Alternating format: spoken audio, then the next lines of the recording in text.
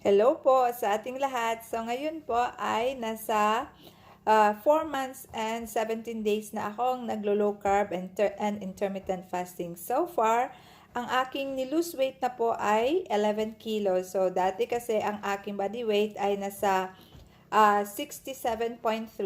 So ngayon po ang aking body weight ay nasa 56.3 na po. So, 11 kilos ng aking na-lose weight. So, ang hula hooping po ay part yan ng aking exercise. Yan lang naman po ang aking exercise.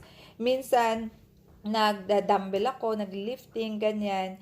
Pero ang malaking tulong talaga ay yung nag-intermittent fasting at saka naglo-low carbing. Syempre, eto din ng hula hooping, maganda din siya kasi nagpo-form ang iyong muscles. So, ayan guys, as in, super duper talaga ang kanyang epekto. As in, successful dahil steady lang ang aking body weight. Hindi kagaya dati na parang yo-yo up and down ang aking body weight. Dati, pag naglo-lose weight ako, mas marami pa ang nagigain kong weight. So, ayan guys, 4 months and 17 days na po akong nagda-diet ng low carb.